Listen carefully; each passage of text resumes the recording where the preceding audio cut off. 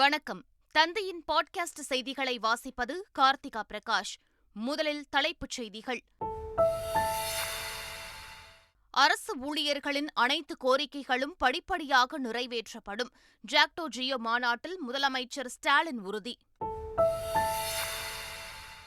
உலகில் தலைசிறந்த 58 நிறுவனங்களின் தலைமை பொறுப்பில் இந்தியர்கள். மத்திய நிதியமைச்சர் நிர்மலா சீதாராமன் பெருமிதம். 5வது நாளாக ராகுல்காந்தி மேற்கொண்டுள்ள இந்திய ஒற்றுமை பயணம். தமிழகத்தை தொடர்ந்து கேரளாவில் இன்று முதல் நடைப்பயணம். போடி வனப்பகுதியில் துப்பாக்கியுடன் சுற்றித் திரிந்த 4 பேர் கைது. விலங்குகளை வேட்டையாட பயன்படுத்தும் ஆயுதங்கள் பறிமுதல். ஆவணி மாத பௌர்ணமியை முன்னிட்டு திருப்பதி ஏழுமலையான் கோவிலில் கோலாகலம். மலையப்ப சுவாமி தங்க கருட வாகனத்தில் எழுந்தருளி பக்தர்களுக்கு அருள்பாலிப்பு.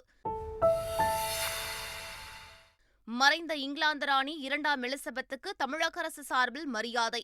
பிரிட்டனில் ராணி உருவப்படத்திற்கு அமைச்சர் ஐ. பெரியசாமி மலர்தூவி மரியாதை செலுத்தினார். இந்தோனேஷியா பப்புவா நியூ கினியா அருகே சக்தி வாய்ந்த நிலநடுக்கம். ரிக்டர் அளவுகோலில் 7.5 பதிவானதால் அச்சம். ஆசிய கோப்பைக்கான T20 கிரிக்கெட் இறுதிப் போட்டி. பாகிஸ்தான் இலங்கை அணிகள் இன்று பலப்பரட்சை. இனி விரிவான செய்திகள். திமுக வெற்றி பெற்று 6வது முறையாக ஆட்சி அமைக்க அரசு ஊழியர்களும் ஆசிரியர்களுமே காரணம் என முதலமைச்சர் மு.க.ஸ்டாலின் தெரிவித்துள்ளார். சென்னை தீவுத்திடலில் நடைபெற்ற ஜாக்டோ ஜியோ மாநாட்டில் பங்கேற்று பேசிய முதலமைச்சர் மு.க.ஸ்டாலின் நிதிநிலையை பொறுத்து அரசு ஊழியர்களின் அனைத்து கோரிக்கைகளும் படிப்படியாக நிறைவேற்றப்படும் என்று கூறினார். உங்களது கோரிக்கைகள் சிலவற்றை நிறைவேற்ற கோப்புகளுக்கு ஒப்புதல் அளித்துவிட்டு தான் வந்திருக்கிறேன். 15 மாதம் தான் ஆகியிருக்கிறது. 10 வருஷம் பட்ட கஷ்டத்தை படிப்படியாக நிறைவேற்றுவோம். அதில் எந்த சந்தேகம் உங்களுக்கு இருக்க வேண்டிய அவசியமே கிடையாது. சென்னையில் விளையாட்டு நகரம் அமைப்பதற்கான பணிகள் நடைபெற்று வருவதாக அமைச்சர் மெய்யநாதன் தெரிவித்துள்ளார். இளம் இதயங்களை காப்போம் என்ற பெயரில் இதயம் சார்ந்த விழிப்புணர்வு திட்டத்தை அமைச்சர் மெய்யநாதன் தொடங்கி வைத்தார். பின்னர் செய்தியாளர்களிடம் பேசிய அவர், உலக மகளிர் டென்னிஸ் போட்டி வரும் 12ஆம் தேதி சென்னை நுங்கம்பாக்கத்தில் உள்ள டென்னிஸ் மைதானத்தில் தொடங்க உள்ளதாக கூறினார். உலக மகளிர் டென்னிஸ் போட்டிக்கான தகுதி சுற்றில் இந்திய வீராங்கனைகள் 5 பேரும் தோல்வியடைந்துள்ளனர். பிரதான போட்டியில் அங்கிதா ரெய்னா, கர்மன் தாண்டி ஆகிய 2 இந்திய வீராங்கனைகளும் சிறப்பு அனுமதி மூலம் களம் இறங்க ஏற்கனவே தேர்வாகிவிட்டனர் என்பது குறிப்பிடத்தக்கது. 2028ஆம் ஆண்டு சீனாவை காட்டிலும் இந்தியாவில் உழைக்கும் இளைஞர்கள் அதிகம் இருப்பார்கள் என மத்திய நிதியமைச்சர் நிர்மலா சீதாராமன் தெரிவித்துள்ளார். சென்னை அருகே இந்திய தகவல் தொழில்நுட்பம் வடிவமைத்தல் மற்றும் உற்பத்தி நிறுவனத்தின் 10வது பட்டமளிப்பு விழா நடைபெற்றது. அதில் பங்கேற்று பேசிய மத்திய நிதியமைச்சர் நிர்மலா சீதாராமன், உலகில் தலைசிறந்த 58 நிறுவனங்களின் தலைமை பொறுப்பில் இந்தியர்கள் இருப்பதாகவும் பெருமிதம் தெரிவித்தார். காஞ்சிபுரம் காமாட்சியம்மன் கோவிலில் மத்திய நிதியமைச்சர் நிர்மலா சீதாராமன் சுவாமி தரிசனம் செய்தார். கோவிலில் நடைபெற்ற சிறப்பு அபிஷேக ஆராதனைகளில் அவர் கலந்து கொண்டார். கோவில் நிர்வாகத்தின் சார்பில் மத்திய நிதியமைச்சர் நிர்மலா சீதாராமனுக்கு பிரசாதங்கள் வழங்கப்பட்டன. தமிழக அமைச்சரவையில் இருந்து செந்தில் பாலாஜியை நீக்க கோரி பாஜகவினர் ஆளுநரிடம் மனு அளித்தனர்.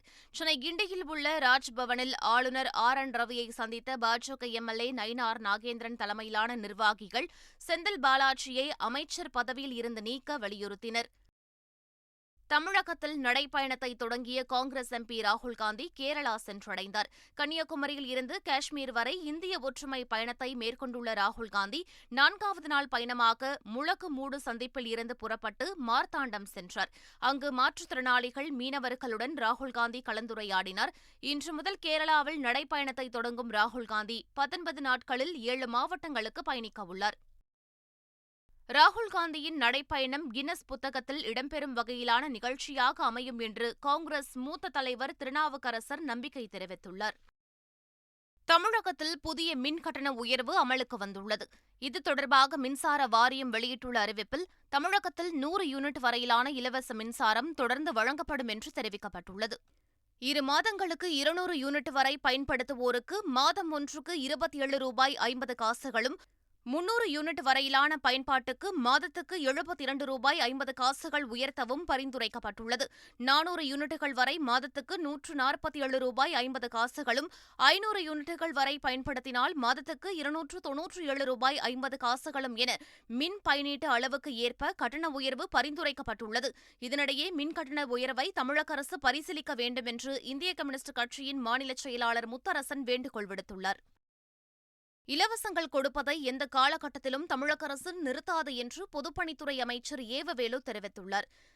அரசாங்கம் இலவசங்களை கொடுக்கிறது என்று சொன்னால் தமிழ்நாட்டில் இருக்கிற குடும்பத்தை இந்த அரசாங்கம் சமத்துவ குடும்பமாக பார்க்கிறது, சமூக நீதி அனைவருக்கும் வழங்க வேண்டும் என்று கருதுகிறது. அதனால் இலவசங்களை குடும்பத்திற்கு குடும்பம் இந்த மாநில அரசாங்கம் கொடுத்து கொண்டுதான் இருக்கும் ஒழிய எந்த காலத்திலும் நிறுத்தாது. தமிழ்நாடு மகளிர் தொழில் முனைவோர் நலச்சங்கம் அண்ணா பல்கலைக்கழகம் சார்பில் சென்னை கிண்டியில் மகளிர் தொழில் முனைவோர் கருத்தரங்கு நடைபெற்றது. இதனை திடக்கழிவு மேலாண்மை திட்ட மாநில கண்காணிப்பு குழு தலைவர் நீதிபதி ஜோதிமணி தொடங்கி வைத்தார். சிறந்து விளங்கும் தொழில் முனைவோருக்கு கருத்தரங்கில் விருதுகள் வழங்கப்பட்டன. பின்னர் பேசிய நேச்சுரலி லைஃப் LLP நிறுவனர் சம்யுக்தா ஆதித்தன் பெண்கள் கனவுகளை அடைய கடுமையாக உழைக்க வேண்டும் என வலியுறுத்தினார். கருத்தரங்கை தொடர்ந்து மகளிர் தொழில் முனைவோர் நலச்சங்கம் சார்பில் அமைக்கப்பட்ட கண்காட்சி தொடங்கி வைக்கப்பட்டது. தமிழக போலீசாருக்கான மாநில அளவிலான துப்பாக்கி சுடும் போட்டி செங்கல்பட்டு மாவட்டம் ஒத்திவாக்கத்தில் நடைபெற்றது. இந்த போட்டியில் ஒட்டுமொத்த சாம்பியன்ஷிப்பை தமிழ்நாடு ஆயுதப்படை அணி வென்றது.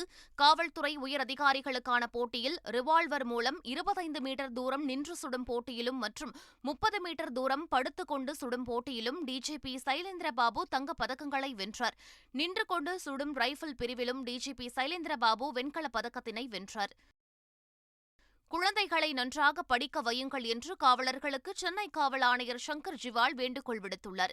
சென்னை பெருநகர காவலர்கள் மற்றும் அமைச்சு பணியாளர்களின் குழந்தைகளுக்கு கல்வி ஊக்கத்தொகை மற்றும் போலீசாருக்கு மருத்துவ உதவித் தொகை என 1,04,00,000 ரூபாயை காவல் ஆணையர் சங்கர் ஜிவால் வழங்கினார்.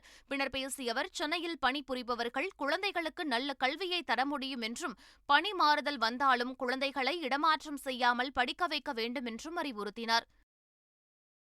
நீலகிரி மாவட்டம் குன்னூரில் வருவாய்த்துறை அதிகாரிகள் திடீர் ஆய்வு மேற்கொண்டனர்.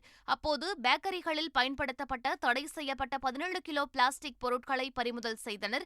56,000 ரூபாய் வரை அபராதம் விதித்த அதிகாரிகள் தடை செய்யப்பட்ட பிளாஸ்டிக்கை பயன்படுத்தினால் கடைகளுக்கு சீல் வைக்கப்படும் என எச்சரிக்கை விடுத்தனர்.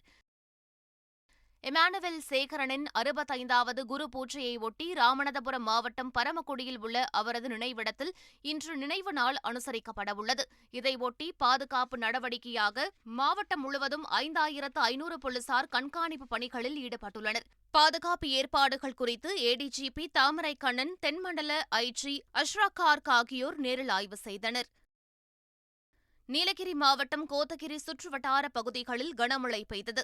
கட்டப்பெட்டு, ஒரசோலை, அரவெணு, கோடநாடு உட்பட பல்வேறு பகுதிகளில் பெய்த மழையால் சாலைகளில் மழைநீர் பெருக்கெடுத்து ஓடியது. கனமழையால் தேயிலை விவசாயிகள் மகிழ்ச்சி அடைந்தனர். ஊட்டி அருகே நெடுஞ்சாலையில் சென்ற கேரளாவைச் சேர்ந்த சுற்றுலாப் பயணிகளின் காரை காட்டு யானை தாக்கியது. மலப்புரத்தைச் சேர்ந்த தைவசத் அலி என்பவர் தனது குடும்பத்துடன் மசனக்குடியில் இருந்து மாவனல்லா நோக்கி சென்றபோது அங்கு வந்த காட்டு யானை காரை தாக்கிவிட்டு சென்றது. ஆனாலும் அதிர்ஷ்டவசமாக காரில் இருந்த 7 பேர் உயிர் தப்பினர். தகவலறிந்த வனத்துறையினர் சம்பவ இடத்திற்கு விரைந்து விசாரணை நடத்தி வருகின்றனர். நீலகிரி மாவட்டம் சேரம்பாடி அரசு தேயிலை தோட்டக்கழக குடியிருப்பு பகுதிக்குள் குட்டியுடன் புகுந்த ஒற்றை யானை அங்கும் இங்கும் உலாவியது. இதனால் அச்சமடைந்த பொதுமக்கள் வீடுகளுக்குள்ளேயே தஞ்சமடைந்தனர். பட்டப்பகலில் குடியிருப்பு பகுதிக்குள் குட்டியுடன் புகுந்த காட்டு யானையால் பரபரப்பு ஏற்பட்டது. தேனி மாவட்டம் போடி வனப்பகுதியில் துப்பாக்கியுடன் சுற்றித் திரிந்த 4 பேரை வனத்துறையினர் கைது செய்தனர். பிச்சாங்கரை வனப்பகுதியில் வன பாதுகாவலர்கள் கண்காணிப்பு பணியில் ஈடுபட்டிருந்தனர். அப்போது சந்தேகத்திற்கிடமான முறையில் சுற்றித் திரிந்தவர்களை பிடித்து விசாரித்ததில் அவர்களிடம் துப்பாக்கி, வனவிலங்குகளை வேட்டையாடுவதற்கு பயன்படுத்தும் ஆயுதங்கள் இருந்தது கண்டுபிடிக்கப்பட்டது. அவற்றை பறிமுதல் செய்த வனத்துறையினர் 4 பேரையும் கைது செய்து நீதிமன்றத்தில் ஆஜர்படுத்தி சிறையில் அடைத்தனர். ஆவணி மாத பௌர்ணமியை முன்னிட்டு திருப்பதி ஏழுமலையான் கோவிலில் மலையப்ப சுவாமி தங்க கருட வாகனத்தில் எழுந்தருளி 4 மாட வீதிகளில் உலா வந்து பக்தர்களுக்கு அருள் பாலித்தார். பக்தர்கள் கோவிந்தா கோஷங்கள் எழுப்பி ஏழுமலையானை தரிசித்து வழிபட்டனர். இதனிடையே கடந்த ஒரே மாதத்தில் திருப்பதி ஏழுமலையான் கோவிலில் 140 கோடியே 34 லட்சம் ரூபாய் உண்டியல் காணிக்கையாக கிடைத்துள்ளதாகவும், இந்த ஆண்டிற்காக பிரம்மோற்சவம் வரும் 27ஆம் தேதி கொடியேற்றத்துடன் தொடங்க உள்ளதாகவும் தேவஸ்தானம் தெரிவித்துள்ளது. ஓணம் பண்டிகையை ஒட்டி கேரளாவில் கடந்த ஒரு வாரத்தில் மட்டும் 624 கோடி ரூபாய்க்கு மது விற்பனை ஆகியுள்ளது. கொல்லத்தில் உள்ள ஒரு கடையில் மட்டும் கடந்த ஒரு வாரத்தில் 1,05,00,000 லட்சம் ரூபாய்க்கு மது விற்பனையாகியுள்ளதாக கேரள மதுபான விற்பனை கழக அதிகாரிகள் தெரிவித்துள்ளனர். டெல்லியில் நடைபெற்ற தேசிய அளவிலான சிலம்பம் போட்டியில் கல்பாக்கத்தைச் சேர்ந்த சிலம்பக்கலை வீரர்கள் 6 தங்கப் பதக்கங்களை வென்றுள்ளனர். பல மாநிலங்களைச் சேர்ந்த வீரர்கள் பங்கேற்ற இப்போட்டியில் கல்பாக்கத்தைச் சேர்ந்த வீரர்கள் 6 தங்கப் பதக்கங்களையும் 4 வெள்ளி மற்றும் 3 வெண்கலப் பதக்கங்களையும் வென்று அசத்தியுள்ளனர். சொந்த ஊர் திரும்பிய அவர்களுக்கு பொதுமக்கள் பாராட்டுகளை தெரிவித்து வருகின்றனர். சிக்னலில் பிச்சை எடுக்கும் குழந்தைகளை பின்னால் இருந்து இயக்கும் முகம் யார் என்பதை கண்டறிந்து நடவடிக்கை எடுக்க வேண்டும் என காவல்துறையினருக்கு இயக்குநரும் நடிகருமான பார்த்திபன் கோரிக்கை விடுத்துள்ளார். மறைந்த இங்கிலாந்து ராணி 2ஆம் எலிசபெத்துக்கு தமிழக அரசு சார்பில் மரியாதை செலுத்தப்பட்டது. முல்லை பெரியாறு அணை கட்டிய பென்னிக்விக் நினைவாக பிரிட்டனில் தமிழக அரசு சிலை எழுப்பியுள்ள நிலையில் அதனை திறந்து வைப்பதற்காக இங்கிலாந்து சென்ற அமைச்சர் பெரியசாமி கேம்பரலி நகரில் 2ஆம் எலிசபெத் உருவப்படத்திற்கு மலர்தூவி மரியாதை செலுத்தினார். மறைந்த இங்கிலாந்து ராணியின் உடல் வைக்கப்பட்ட சவப்பெட்டியை ஸ்காட்டிலிருந்து லண்டன் கொண்டு செல்லும் நிகழ்வுக்கு ஆபரேஷன் யூனிகார்ன் என பெயரிடப்பட்டுள்ளது. ஸ்காட்லாந்தின் பால்மோரலில் இருந்து ராணியின் உடல் வைக்கப்பட்ட சவப்பெட்டி இன்று காலை 10 மணிக்கு அபெர்டீனுக்கு வந்ததும் நகரின் டூத்தி பூங்காவில் அஞ்சலிக்கு வைக்கப்படும். பின்னர் ஹோலி ரூட் ஹவுஸ் அரண்மனையில் ஊழியர்கள் அஞ்சலிக்கு பின்னர் லண்டன் கொண்டு செல்லப்படும். ராணியின் இறுதிச் சடங்கு நடைபெறும் செப்டம்பர் 19ஆம் தேதி பொது விடுமுறையாக அறிவிக்கப்பட்டுள்ளது. இங்கிலாந்தின் புதிய மன்னராக 3ஆம் சார்லஸ் அறிவிக்கப்பட்டார். இங்கிலாந்து ராணியாக 70 ஆண்டுகள் அரியணையை அலங்கரித்து வந்த ராணி எலிசபெத் கடந்த வியாழக்கிழமை காலமானார். அவரது மறைவை தொடர்ந்து புதிய மன்னரை அறிவிக்கும் நிகழ்ச்சி லண்டனில் உள்ள செயின்ட் ஜேம்ஸ் அரண்மனையில் நடைபெற்றது. இதில் பிரதமர் லிஸ் ட்ரஸ், முன்னாள் பிரதமர்கள் Boris Johnson, Theresa May, David Cameron உள்ளிட்டோர் கலந்து கொண்டனர். அப்போது ராணி எலிசபெத்தின் மூத்த மகன் சார்லஸ் இங்கிலாந்தின் புதிய மன்னராக தேர்வு செய்யப்பட்டு தனிச்சபையில் முறைப்படி அறிவிக்கப்பட்டார். இங்கிலாந்து புதிய மன்னராக அறிவிக்கப்பட்ட 3ஆம் சார்லஸ் பிரகடனத்தில் கையொப்பமிட்டு மன்னர் அரியணையை ஏற்றார். இதைத் தொடர்ந்து அரசு வழக்கப்படி 41 பீரங்கி குண்டுகள் முழங்க மன்னருக்கு வரவேற்பு அளிக்கப்பட்டது. இந்தோனேஷியாவில் இன்று அதிகாலை அடுத்தடுத்து 2 முறை சக்தி வாய்ந்த நிலநடுக்கம் ஏற்பட்டுள்ளது. காலை 4:40 மணியளவில் சீபரோட் தீவு அருகே கடலுக்கு அடியில் 50 கிலோமீட்டர் ஆழத்தில் ஏற்பட்ட இந்த நிலநடுக்கம் ரிக்டர் அளவுகோலில் 6.3 பதிவானது. இதைத் தொடர்ந்து அதே பகுதியில் 60 கிலோமீட்டர் ஆழத்தில் 4.54 மணிக்கு மற்றொரு நிலநடுக்கம் ஏற்பட்டது. இது ரிக்டர் அளவுகோலில் 6.1 பதிவாகியுள்ளதாக தேசிய நிலநடுக்க ஆய்வு மையம் தெரிவித்துள்ளது. இதேபோல் ஆஸ்திரேலியா அருகே பப்புவா நியூ கினியாவில் அதிகாலையில் சக்தி வாய்ந்த நிலநடுக்கம் உணரப்பட்டது. மொரோஸ்பி துறைமுகத்தில் இருந்து வடமேற்கு திசையில் 348 கிலோமீட்டர் தொலைவில் நடுக்கடலில் நிலநடுக்கம் பதிவாகியுள்ளது. ரிக்டர் அளவுகோலில் 7.5 பதிவானதாக தெரிவிக்கப்பட்டுள்ளது. ஆசிய கோப்பை T20 இறுதி கிரிக்கெட் போட்டியில் பாகிஸ்தானும் இலங்கையும் மோதவுள்ளன. துபாயில் இன்று இரவு 7:30 மணிக்கு இப்போட்டி தொடங்கவுள்ளது. ஆசிய கோப்பை வரலாற்றில் 5 முறை கோப்பையை இலங்கை அணி கைப்பற்றியுள்ளது. பாகிஸ்தான் 2 முறை ஆசிய கோப்பையை கைப்பற்றியுள்ளது. இந்த முறை கோப்பையை வெல்லப்போவது யார் என்ற எதிர்பார்ப்பு ரசிகர்கள் மத்தியில் எழுந்துள்ளது. மீண்டும் தலைப்புச் செய்திகள். அரசு ஊழியர்களின் அனைத்து கோரிக்கைகளும் படிப்படியாக நிறைவேற்றப்படும். ஜாக்டோ ஜியோ மாநாட்டில் முதலமைச்சர் ஸ்டாலின் உறுதி.